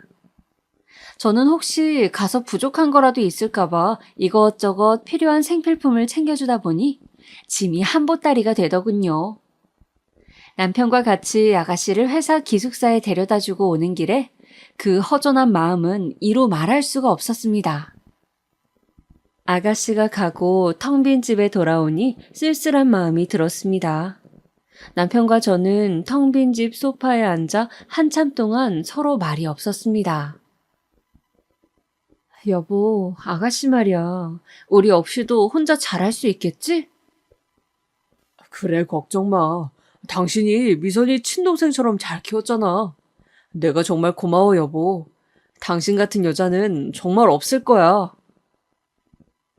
제 손을 맞잡고 사랑스러운 눈길을 보내던 남편의 눈가가 이미 촉촉하게 젖어 있었습니다. 아가씨가 기숙사에 들어가게 되면서 남편과 처음으로 둘이 지내게 되었습니다. 남편과 결혼한 지 5년이 다 되어가지만 아이가 없었던 저는 아가씨가 나간 후 아이를 가져보려고 수많은 노력을 했습니다. 여기저기 병원도 다녀보고 유명하다는 점집도 다녀보고 했지만 안타깝게도 아이가 찾아오지 않았습니다.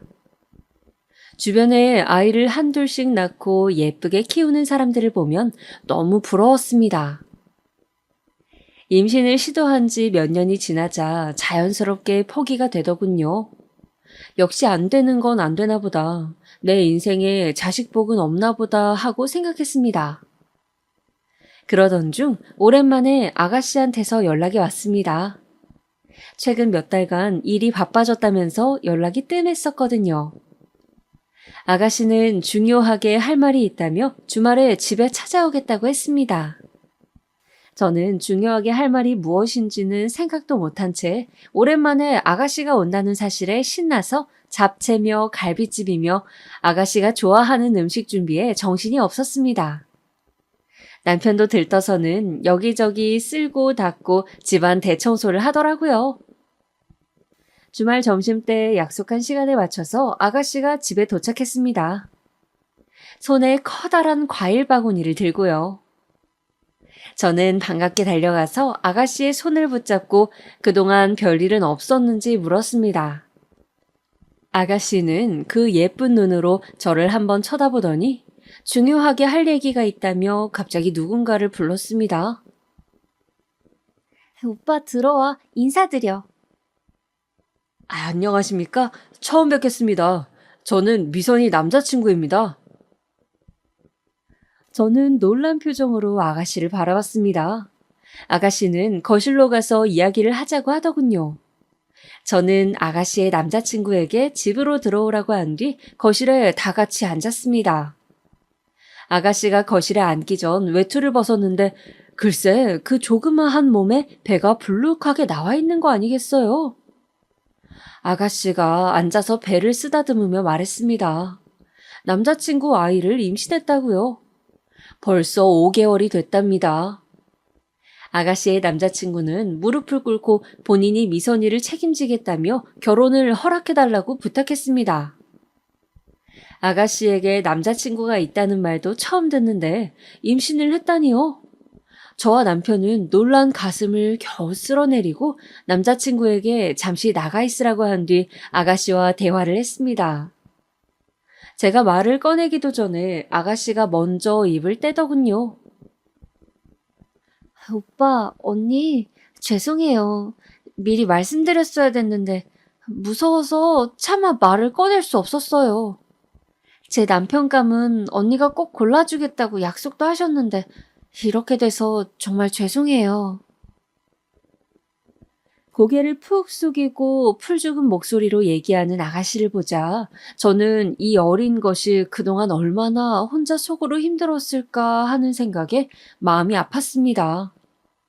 또 한편으로는 눈에 넣어도 아프지 않을 만큼 예쁜 아가씨를 이렇게 꽃다운 나이에 임신시켜 데려가겠다고 하는 저 남자친구가 얄미웠습니다. 아가씨만은 정말 제가 잘 알아봐서 좋은 남자로 고르고 골라 시집 보내고 싶었는데 아가씨는 남자친구가 정말 좋은 사람이라며 걱정 말라고 저와 남편을 설득했습니다. 저도 아가씨가 고른 남자니 믿어봐야겠다고 생각하고 남편과 상의하에 결혼을 허락했습니다. 아가씨는 결혼식은 나중으로 미루고 일단 혼인신고만 하고 결혼 생활을 시작했습니다. 이미 배가 많이 불러 있었기 때문에 그럴 수밖에 없었어요. 그렇게 아가씨는 조그마한 신혼집에서 무난한 결혼 생활을 하게 되었고 금방 시간이 흘러 쌍둥이를 출산했습니다. 첫째가 남자아이, 둘째가 여자아이, 이렇게 일란성 쌍둥이였습니다. 제가 낳은 아이는 아니었지만 그 조그마한 발가락이 꼼지락거리는 걸 보면 마음이 행복으로 충만해졌습니다. 아이들이 아가씨를 닮아서 그런지 동그란 눈망울에 조그마한 코가 너무 귀엽고 예뻤습니다. 아이들이 100일이 되기 전쯤 김서방이 일이 바빠서 집에 못 들어오는 날이 많다며 아가씨가 당분간 아이들이 어느 정도 클 때까지는 저희 집에서 살기로 하고 어린 쌍둥이를 데리고 돌아왔습니다. 아가씨와 쌍둥이까지 함께하는 생활은 행복 그 자체였습니다. 아가씨는 비록 결혼해서 애엄마가 되었지만 예전에 그 맑고 순수한 마음만큼은 그대로였습니다. 아이들도 엄마를 닮아서 어쩌면 이렇게 순한 아기가 있나 싶을 정도였습니다. 남편도 퇴근하고 오면 아이들 옆에 찰싹 붙어서 까꿍하고 놀아주며 얼굴에 웃음이 떠나지 않았습니다. 저도 아이들 이유식을 만들어줄 때나 목욕을 시킬 때면 힘들다는 생각은 하나도 들지 않고 그저 소중한 유리구슬처럼 혹시라도 깨질까 다칠까 노심초사하며 정성으로 돌봤습니다. 그런데 우리 아가씨 그 착한 심성은 어디 안 가는지 제가 애들을 데리고 재우려고 앉기만 하면 언니, 제가 재울게요. 이리 주세요. 라며 성취도 않은 몸으로 일어나곤 했어요. 같이 집에서 애들 봐주는 것도 너무 감사한데 자기가 할 수 있는 건 해야 된다고요. 그러면 저는 이렇게 말하면서 아가씨를 억지로 등 떠밀어 방으로 보내곤 했습니다. 아니야, 아가씨는 애 낳은 지 얼마 되지도 않았는데 몸조리 잘해야지. 우리 예쁜 아가씨 몸 상하면 내가 더 속상해서 안 돼. 얼른 가서 쉬어요. 어느 날 제가 평소처럼 큰아이를 재우고 있는 동안 작은 아이의 머리를 쓰다듬는 아가씨의 모습을 보자 저 작은 몸에 벌써 아이를 낳고 엄마가 된 아가씨가 너무 대견해서 눈가가 촉촉해졌습니다. 그러면서도 너무 행복해서 웃음이 났어요. 아가씨가 저희 집에 다시 들어온 이후로 남편과 저는 자기 전마다 항상 침대에 누워 아가씨 얘기, 쌍둥이 얘기하느라 시간 가는 줄 몰랐습니다. 아가씨와 쌍둥이 덕분에 남편과 저의 사이도 더 돈독해지는 것 같았어요. 아가씨가 저희 집에 들어온 이후 김서방을 본 적은 손에 꼽을 정도로 적었습니다. 평일에는 바쁘다고 집에 못 온다길래 다니던 회사에서 일이 많은가 했더니 여기저기 직장을 옮겨 다니며 자리를 잡지 못하고 있더라고요. 끈기가 없는 스타일이라 한 곳에 진득하니 다니질 못하고 조금만 힘들면 그만두곤 했습니다. 그러다 보니 벌어오는 돈도 시원치 않아 아이들 기저귀 값이며 뭐며 우리 부부 돈으로 해결한 적도 많았어요. 어느 날은 남편이 그런 김서방을 앉혀두고 애 아빠는 그러면 안 된다. 아무리 힘들어도 가장으로서 책임감을 가지고 성실하게 회사를 다녀야 한다라고 훈계도 해봤지만 그저 어른이 하는 잔소리라고 여기는 것 같았습니다. 그 후에도 나아지는 게 전혀 없었으니까요. 한편으로는 김서방도 아가씨처럼 어린 나이에 애 아빠가 됐으니 아직 철이 없는 거겠지, 언젠가는 나아지겠지 하고 생각했습니다. 그 이후에도 김서방은 평일에는 어디서 자는 건지 집에도 거의 안 들어오고 주말에만 잠깐 와서 아이들을 보고 갔습니다. 도대체 어디서 생활하는 거냐 물어도 대답을 이리저리 피하기만 하더라고요. 그러던 와중 주말에 아가씨 방에서 크게 싸우는 소리가 들려 가보니 아가씨 부부가 심하게 싸우고 있었습니다. 아가씨는 바닥에 주저앉아 턴곡을 하고 있었고요. 저희 부부가 방에 들어가서 무슨 일이냐고 묻자 김서방은 방문을 쾅 닫고 집을 나가버렸어요. 집이 무너져라 턴곡하고 있는 아가씨를 겨우겨우 달랜 후 퉁퉁 부은 아가씨의 입에서 나온 이야기는 가히 충격적이었습니다.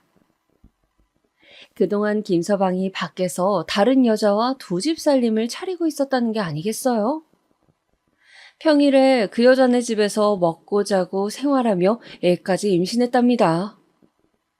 세상에, 아직 쌍둥이들이 두 돌도 안 됐는데 그 여자는 임신 6개월이라네요.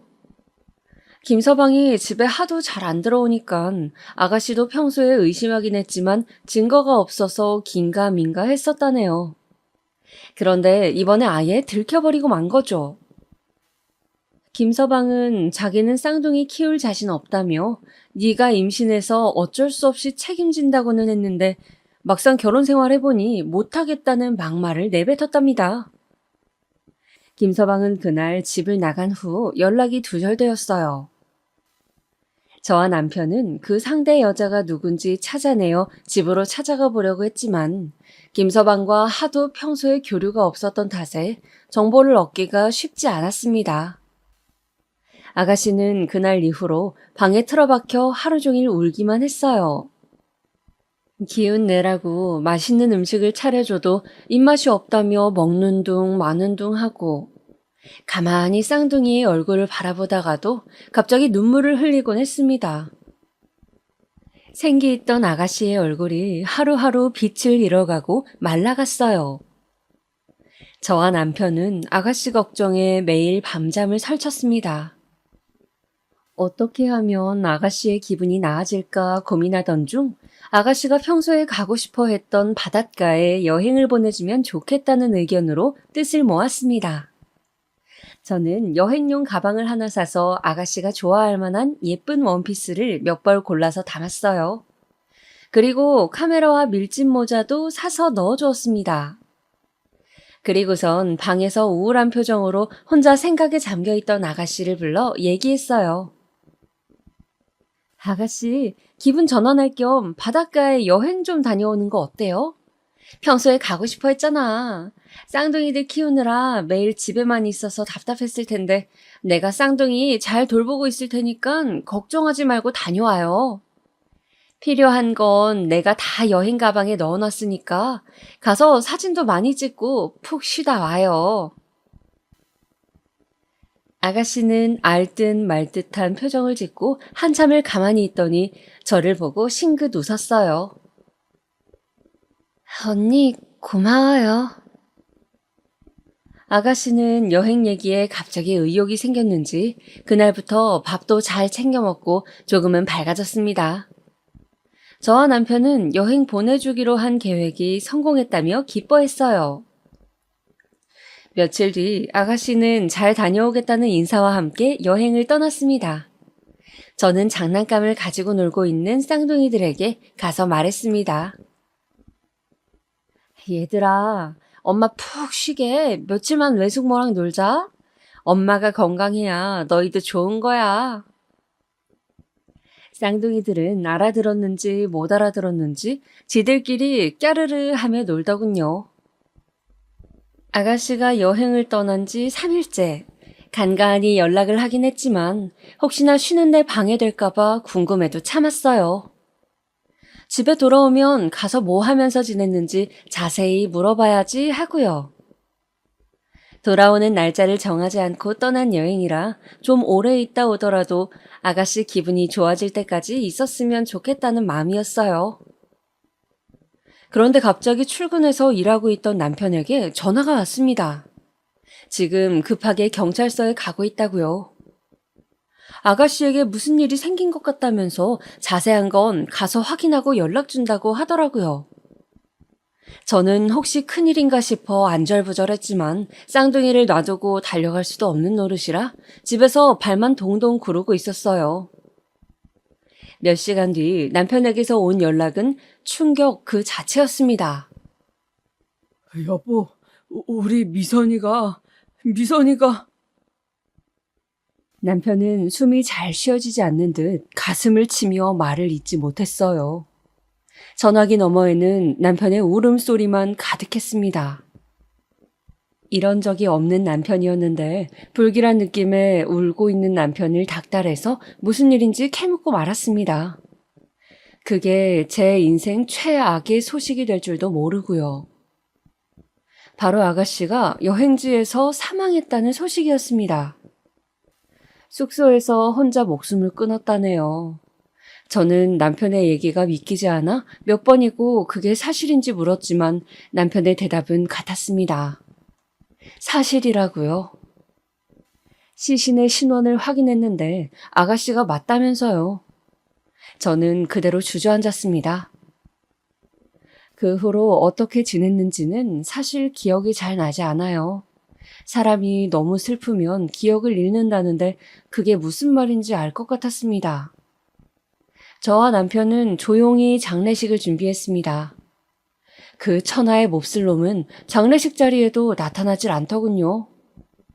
어떻게 사람의 탈을 쓰고 그럴 수가 있는지 언젠가는 꼭 천벌을 받길 기도했습니다. 우리 사랑스러운 아가씨, 쓸쓸하게 혼자 저 세상 가게 만들어 놓고 뻔뻔하게 살고 있는 그놈을 용서할 수 없었습니다. 장례식이 끝난 후 집에 와서 쌍둥이를 재우고 있는데 눈물이 왈칵 쏟아졌습니다. 얼마나 힘들었으면 이 예쁜 아이들을 둘이나 놓고 갈 생각을 했을까. 아가씨를 조금 더 챙겨주지 못했던 게 후회되었습니다.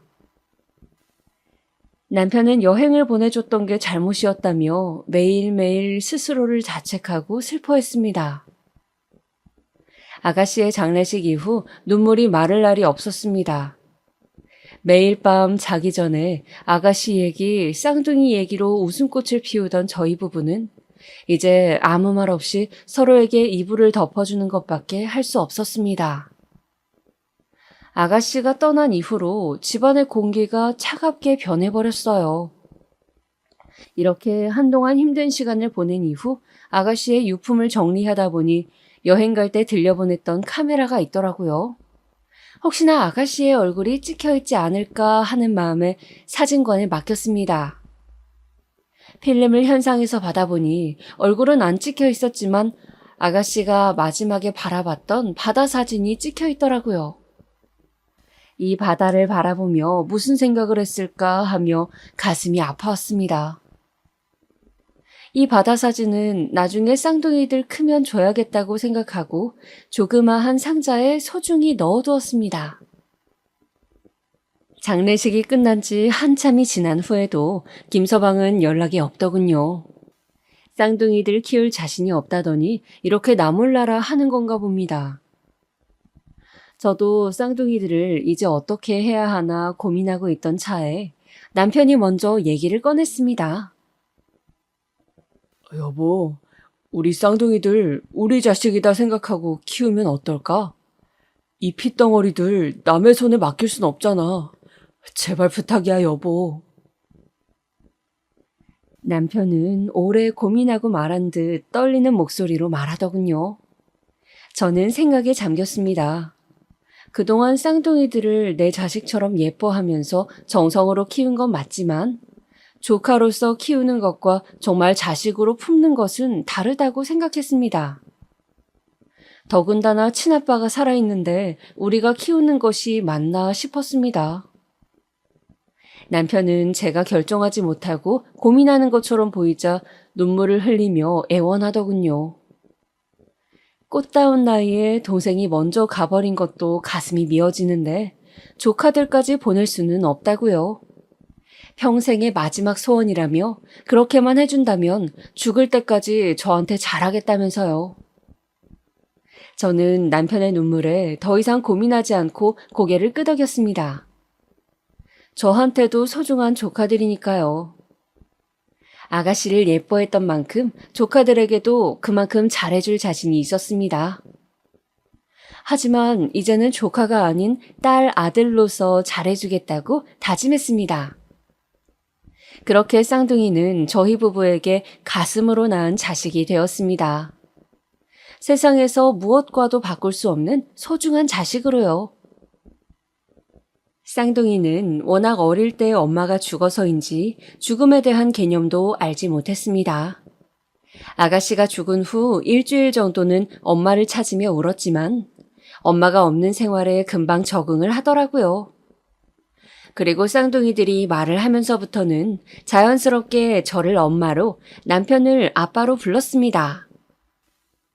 우리 부부 주변 사람들에게 가슴으로 낳은 자식이라고, 우리 자식이라고 쌍둥이를 소개했습니다.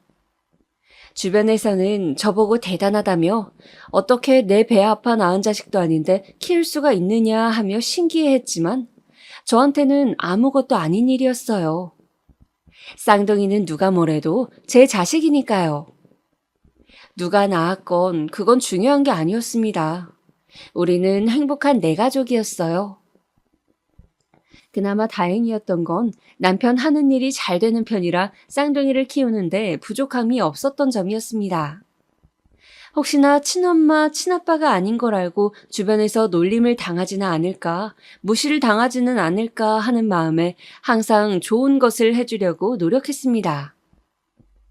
저도 친부모 밑에서 크는 아이들에 비해 사랑을 덜 받는 느낌을 주지 않게 하려고 아이들이 클 때까지 집에서 아이들을 돌보는 데만 집중했습니다. 저희 부부의 마음이 전해졌는지 아이들은 별탈 없이 건강하게 잘 자라주었습니다. 몇 년이 지나 아이들이 학교에 들어갈 즈음 뭔가가 이상하다는 것을 알아채기 시작했습니다. 비록 쌍둥이를 저희 부부가 키우긴 했지만 정식으로 입양을 한 것은 아니기에 아이들 성과 남편의 성이 달랐기 때문입니다. 어느 날 큰아이가 물어보더군요. 친구들은 아빠랑 성이 같은데 자기는 왜 성이 다르냐고요. 남편과 저는 아이들에게 진실을 이야기해 줄 때가 되었다고 생각했습니다. 아직 어리긴 하지만 충분히 이해할 수 있을 거라고 믿었습니다. 얘들아, 너희 친구들은 부모님이 배 아파서 낳은 거 알고 있지? 너희는 엄마 아빠가 가슴으로 낳은 거란다. 하지만 우리가 너희의 엄마 아빠라는 사실, 그리고 엄마 아빠가 너희를 사랑한다는 사실은 변함이 없어. 그리고 쌍둥이를 배 아파서 낳은 친엄마는 하늘의 별이 되어 지켜보고 있다는 이야기도 해주었습니다. 별이 된 엄마가 얼마나 예쁘고 착했는지, 얼마나 너희들을 예뻐하고 사랑했는지도 이야기해 주었습니다. 쌍둥이들은 고개를 갸웃거리며 서로를 바라보더군요. 제가 한 말을 100% 이해한 것 같진 않았지만 어렴풋이 무슨 말인지 알아듣는 것 같았습니다. 혹시 어린 마음에 너무 충격을 받거나 상처받진 않을까 걱정했는데 다행히 그런 기색은 없었습니다. 그 이야기를 하고 난 후에도 평소와 다름없이 밝게 지내더라고요. 아가씨가 죽은 후 몇 년간 연락도 없던 김서방은 쌍둥이가 학교에 들어갈 나이가 되자 갑자기 돈 봉투를 들고 찾아왔습니다. 애들 초등학교 입학 선물이라도 사주고 싶다면서요. 남편은 김서방을 보자마자 어딜 감히 뻔뻔하게 여길 찾아오냐며 이딴 더러운 돈 필요 없다고 몽둥이를 들고 김서방을 내쫓았습니다. 남편한테 얻어맞긴 싫었는지 꽁지 빠지게 도망가더군요. 사람이 참 우스워 보였습니다. 남편은 김서방이 가고 나서도 한참 동안을 씩씩거리며 화를 가라앉히지 못하더니 결국 참지 못하고 울음을 터뜨렸습니다. 그동안 쌍둥이들 보면서 동생 잃은 슬픔을 잊어보려고 노력했는데 김서방을 보니 참아왔던 감정이 터진 것 같았습니다. 저도 순간 감정에 북받쳐서 남편을 부둥켜 안고 엉엉 울었습니다. 우리는 앞으로 저 나쁜 놈에게 보여주기 위해서라도 남부럽지 않게 쌍둥이를 키워야겠다고 다짐했습니다. 김서방은 그 이후에도 가끔씩 저에게 연락을 해서 쌍둥이의 소식을 묻곤 했지만 그때마다 저는 알 필요 없다고 대답하곤 했어요. 자식 버린 아빠가 무슨 권리로 소식을 궁금해하냐고 하면서요. 김서방은 그때 아이들을 버린 것을 후회한다고 했지만 그렇다고 다시 데려갈 형편은 안 된다고 하더군요. 그래서 저는 데려갈 형편이고 자시고 추후에도 아이들을 돌려줄 생각 일절 없으니 연락하지 말라고 했습니다. 건너 건너 들리는 말로는 그때 바람났던 여자와의 사이에서 아이를 둘 낳고 살다가 이혼당했다고 하더군요. 아직도 제대로 된 직장 없이 여기저기를 전전하며 산다고요. 아가씨는 도대체 저런 놈이 뭐가 믿을 만하다고 덜컥 임신까지 해버렸는지. 뭐 지금 이런 생각해봤자 소용도 없지만요. 쌍둥이는 저희 부부의 보살핌 속에 학교에 들어가서도 무난하게 잘 자라주었습니다. 그런데 어느 날 딸아이가 학교에서 울었는지 눈이 퉁퉁 부어서 왔길래 무슨 일이냐고 물었습니다. 그랬더니 옆에 있던 큰아이가 말하더군요. 오늘 학교에서 친구들이 동생한테 너네 엄마 아빠는 친부모 아니라면서 놀렸다고요. 그래서 딸아이가 속상해서 울었답니다. 그러면서 큰아이가 하는 말이 엄마 근데 내가 그 친구들한테 뭐라고 얘기했는 줄 알아요? 우리 엄마는 나랑 동생을 가슴으로 낳았다고 했어요. 배 아파서 낳은 것보다 그게 훨씬 대단한 거라고 했어요. 저는 큰아이의 말에 감동받아서 아이들을 품에 꼭 안아주었습니다. 아이들이 언제 이렇게 컸나 싶어서 가슴이 뭉클했습니다. 아이들이 매년 어버이날마다 학교에서 만든 카네이션을 가슴에 달아줄 때면 세상을 다 가진 듯이 행복했습니다. 카네이션 밑에 달린 리본에 삐뚤빼뚤한 글씨로 엄마 사랑해요, 아빠 사랑해요 라고 써놓은 게 너무 소중해서 매년 버리지 않고 모아두었습니다. 아이들 운동회 때도 부모 참관 수업에도 모두 참여하며 아이들이 서운함을 느끼지 않도록 항상 신경 썼습니다. 나중에는 친부모 아니라고 놀리던 친구들도 너네 엄마 아빠가 제일 부럽다는 말을 했다고 아이들한테서 들었을 때에는 그래도 내가 아이들을 열심히 키우긴 했구나 하고 생각했습니다. 남들이 부러워하는 아이로 키우고 싶었거든요. 아이들을 키우면서 속상했던 일이 아예 없는 건 아니었습니다. 저는 괜찮았지만 주변의 시선이 문제였어요. 가끔 아이들을 데리고 시장에 갈 때면 어디선가 수근거리는 소리가 들려왔습니다. 아휴, 검은 머리 짐승은 거두는 거 아니라던데 저 엄마는 뭔 생각으로 저러는지 몰라. 남의 자식 둘이나 저렇게 키우면 뭐하나? 다 키워놓으면 지 친아빠 찾아갈 텐데 죽 써서 개 준다. 아이고. 이런 소리가 들려올 때마다 당장 달려가서 따지고 싶었지만 혹시 아이들이 듣기라도 할까봐 속으로만 분을 사겼습니다. 내가 보란듯이 잘 키워서 그 말들 다 후회하게 해주겠다고 수천 번 다짐하면서요. 몇 년이 흘러 아이들이 친엄마의 죽음을 제대로 인식하고 나서부터는 아가씨의 길마다 아이들과 함께 산소에 찾아갔습니다. 아이들은 너무 어렸을 때여서 엄마 얼굴도 기억을 못했기 때문에 제가 가끔 아가씨의 사진을 보여주곤 했습니다. 아이들은 엄마도 예쁘고 친엄마도 예쁘다며 예쁜 엄마가 둘이나 있다고 좋아했습니다. 아가씨 산소에 가면 아이들은 고사리 같은 손으로 접은 카네이션을 아가씨의 무덤에 올려놓곤 했습니다. 그리고선 아이들이 양쪽에서 제 손을 꼭 잡고선 한참 동안 무덤을 바라보고 돌아왔습니다. 아이를 둘이나 키우다 보니 정신없이 시간이 훅훅 지나가더군요. 그 꼬물거리던 아이들이 어느새 자라 벌써 고등학교를 졸업하게 되었습니다. 아들내미는 물론이고 딸아이까지 제 키를 진작에 훌쩍 넘어버렸어요. 아이들은 고등학교 졸업 후 그럭저럭 성적에 맞춰서 대학교에 진학했습니다. 둘 다 공부에 뜻이 없었던지라 대학교 시절부터 아르바이트만 열심히 하더라고요. 두 아이가 같이 첫 알바 월급으로 빨간 내복을 사서 저희 부부에게 선물했을 때는 가슴이 쿵 내려앉는 기분이었습니다. 25년 전 아가씨가 첫 월급으로 내복을 선물했던 일이 선명하게 떠올라서요. 남편도 같은 기분을 느꼈는지 눈에는 눈물이 고인 채 멍한 얼굴로 허공만 응시하더라고요. 그날 저와 남편은 기쁨의 눈물을 흘렸습니다. 이후 아이들은 대학교를 졸업하고 취직을 하자마자 바로 독립을 했습니다. 마침 둘이 같은 지역에 직장을 구하게 되어서 남매끼리 같이 자취를 하겠다고 하더라고요.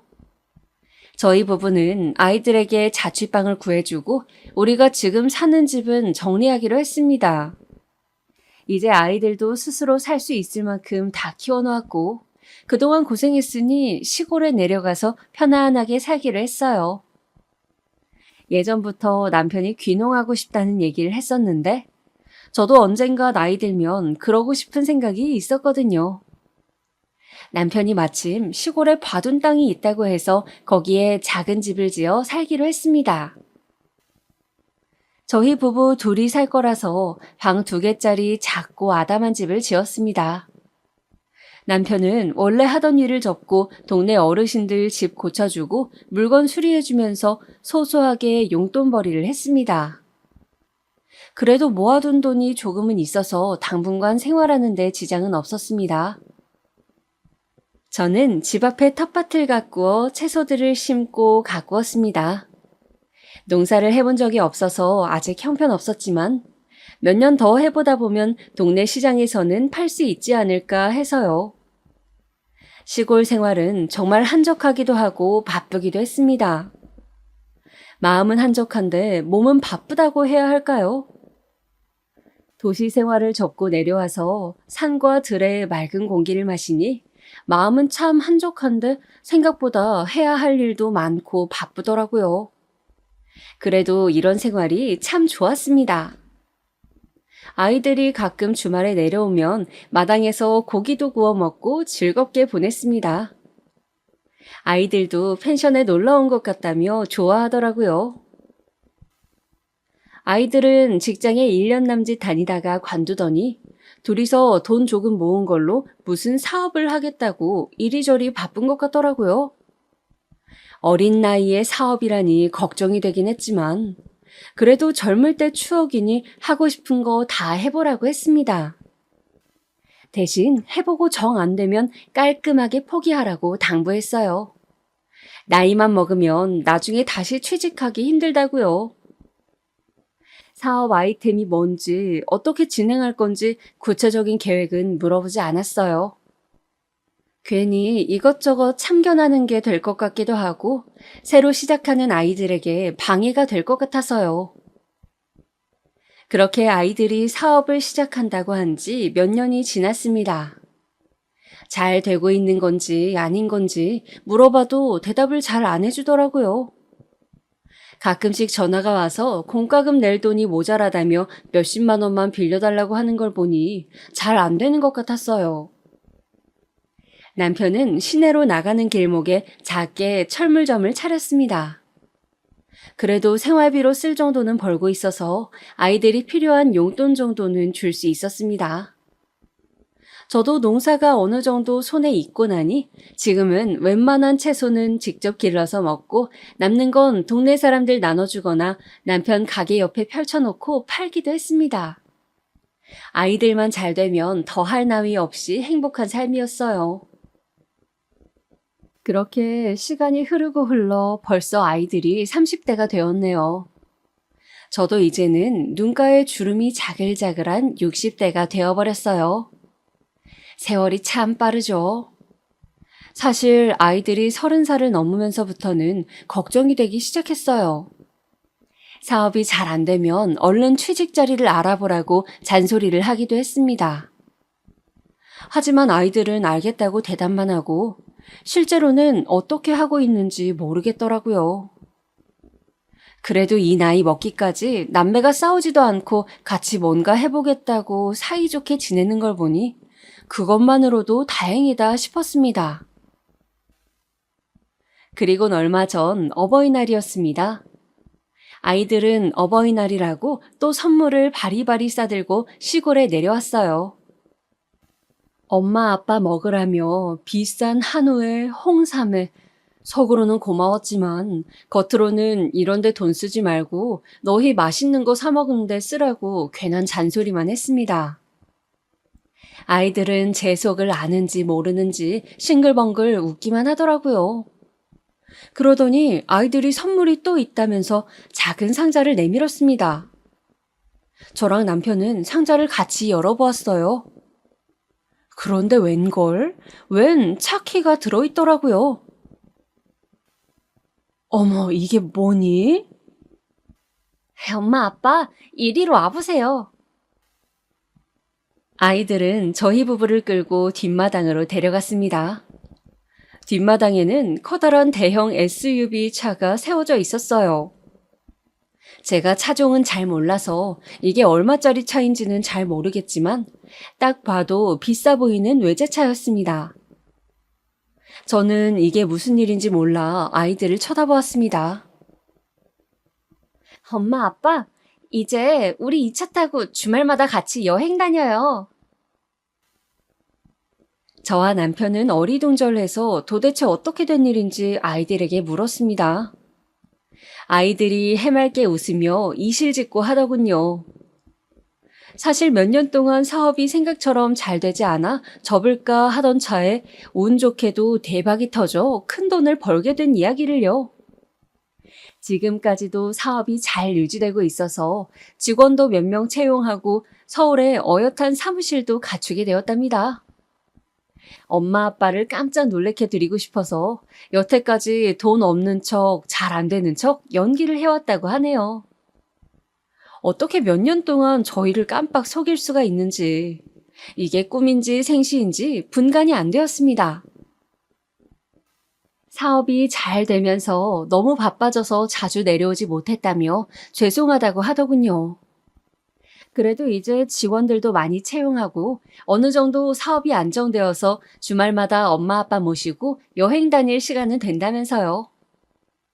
저희 부부는 너무 기쁜 나머지 아이들을 껴안고 방방 뛰었습니다.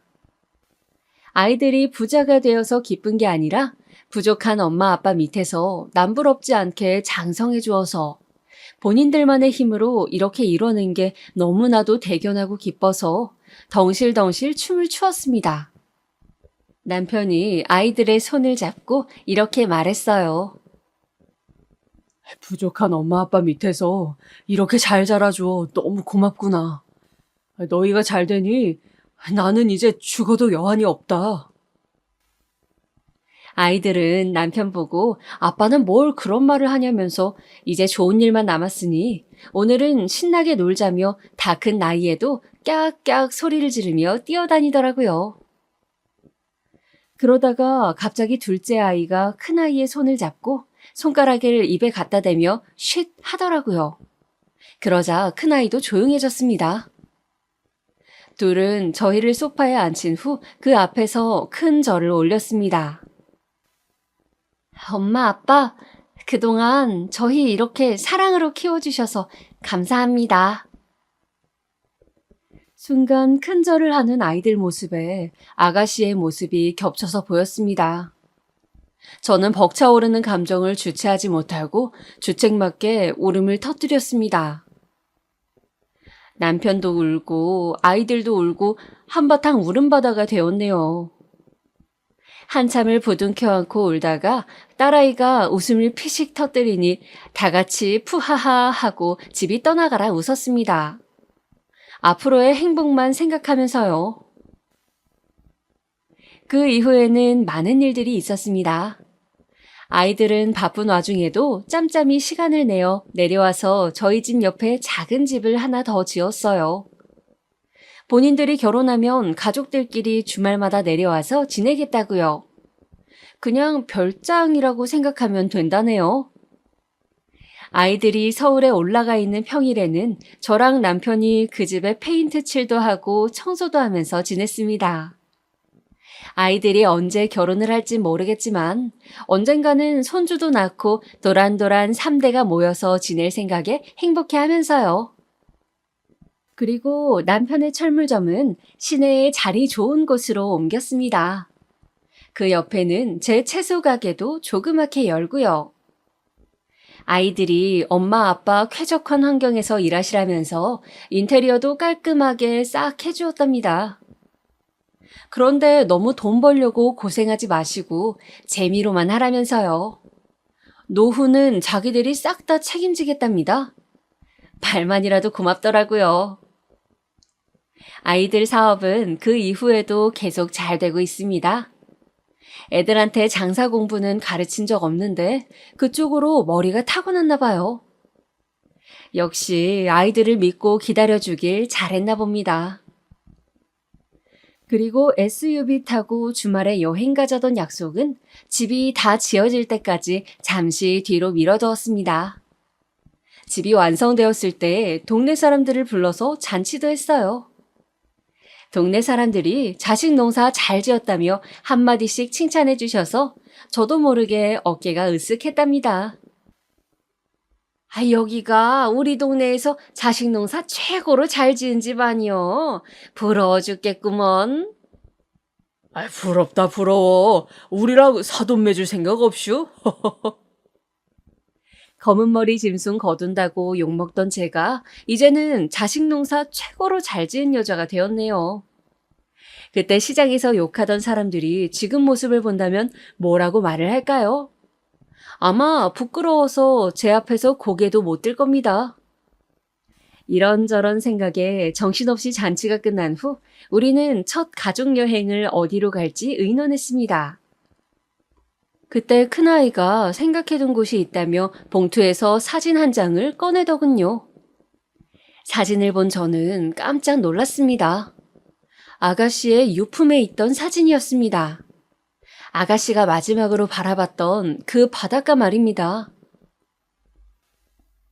엄마, 아빠, 우리 첫 가족여행은 여기로 가요. 꼭 가고 싶어요. 저와 남편은 말없이 고개를 끄덕였습니다. 비록 아가씨가 외로이 목숨을 끊은 곳이긴 했지만 마지막으로 추억을 남기고 간 곳이기도 했거든요. 아이들에게 친엄마에 대해서 알려주면서 사진도 보여준 적이 있었는데 아이들이 나중에 그걸 기억해내고선 저희 집에 왔을 때 몰래 사진을 가져간 거였습니다. 그러고선 둘이서 이미 그 바닷가를 첫 여행지로 결정하고 저희의 동의를 구한 거였어요. 그게 2주 전, 그리고 지금은 아들, 딸, 남편과 함께 그때 그 바닷가에 와 있습니다.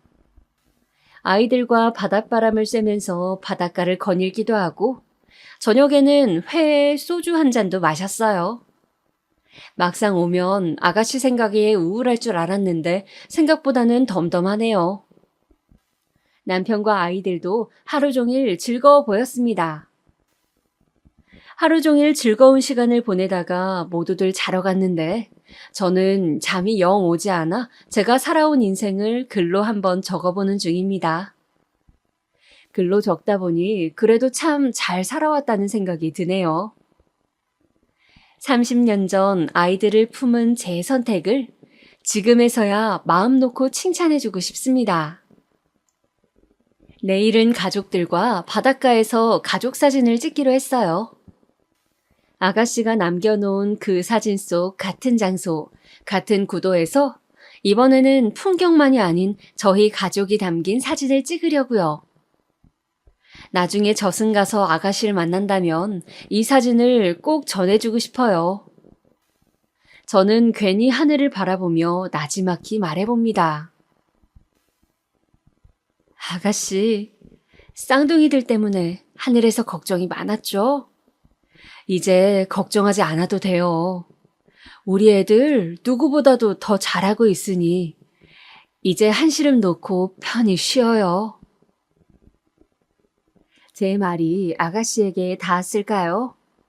하늘에서 별 하나가 반짝하네요. 오늘따라 해맑던 아가씨의 미소가 생각이 많이 나는 밤입니다. 그럼 저는 이만 자러 가야겠어요.